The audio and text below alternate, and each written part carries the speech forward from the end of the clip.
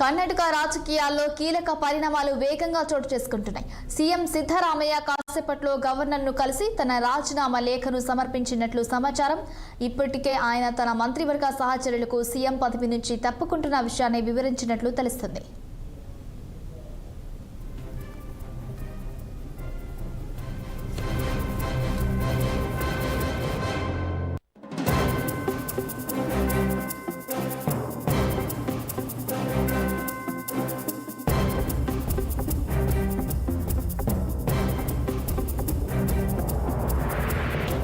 Breakfast meeting లోనే సిద్ధరామయ్య తదుపరి ముఖ్యమంత్రిగా డీకే శివకుమార్ పేరును ప్రకటించినట్లు పార్టీ వర్గాలు చెబుతున్నాయి. తనకు సహకరించిన మంత్రులు, ఎమ్మెల్యేలు, పార్టీ నాయకులకు ఆయన కృతజ్ఞతలు తెలిపినట్లు సమాచారం.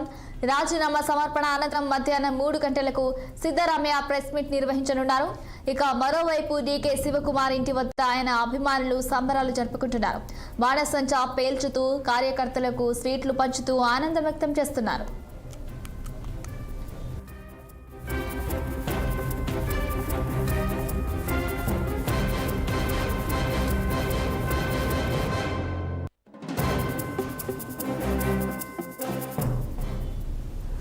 రైట్, ఇక ఇదే అంశంపై స్పెషల్ కరెస్పాండెంట్ కృష్ణహరి అందిస్తారు. కృష్ణహరి, చెప్పండి.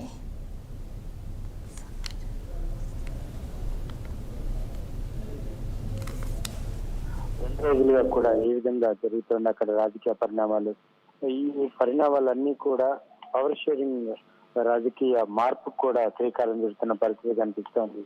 ఒక పక్క ఈ ప్రక్రియ ఎప్పుడో 6 నెలల ముందే ప్రారంభం కావాల్సి ఉండగా 5 రాష్ట్రాల ఎన్నికలు ఉన్న నేపథ్యంలో ఈ ప్రక్రియను వాయిదా వేశారు. ఎట్టకేలకు 4 రోజుల క్రితం 5 రోజుల క్రితం డీకే శివకుమార్ ని కర్ణాటక ముఖ్యమంత్రి సిద్ధరామయ్యని కూడా ఢిల్లీకి పిలిపించుకొని ఇదే పవర్ షేరింగ్ రాజకీయాల పట్ల చర్చించారు. ఇటు మల్లికార్జున ఖర్గే, రాహుల్ గాంధీ, కేసీ వేణుగోపాల్ కూడా ఈ అంశంలో చొరవ చూపించిన సందర్భం మనం చూసాం.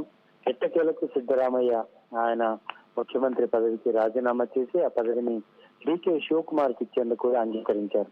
ఈ నేపథ్యంలోనే ఆయన కొన్ని కండిషన్స్ కూడా పెట్టిన సందర్భం.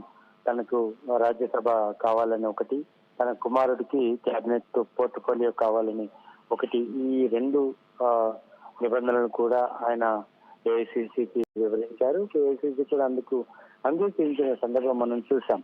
ఈ నేపథ్యంలోనే ఇక ఆయన ఈ రోజు మరి కాసేపట్లో ఇటు గవర్నర్ కలుస్తారు.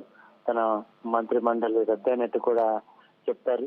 ఇక అట్ ద సేమ్ టైం ఆయన రాజీనామాను గవర్నర్ ఆమోదించి కొత్త ప్రభుత్వాన్ని ఏర్పాటు చేసేందుకు డీకే శివకుమార్ కూడా గవర్నర్ ఆహ్వానం పంపిస్తారు. ఈ నేపథ్యంలోనే కర్ణాటకలో ఇటు డీకే శివకుమార్ ఇంటి వద్ద సందడి నెలకొంది. ఇటు సిద్ధరామయ్య ఇంటి దగ్గర ఆయన అనుచరులు, ఆయన మంత్రివర్గ సభ్యులందరూ కూడా ఆయన ఏం చేయబోతున్నారు, భవిష్యత్తులో ఏం చేశాను, ఇవన్నీ కూడా ఆయన చర్చించిన సందర్భం మనం చూసాం. మొత్తానికైతే ఒక నూతన రాజకీయ పరిణామాలకి కర్ణాటక శ్రీకారం చుట్టబోతున్న సందర్భం అయితే స్పష్టంగా కనిపిస్తోంది. తరుణి,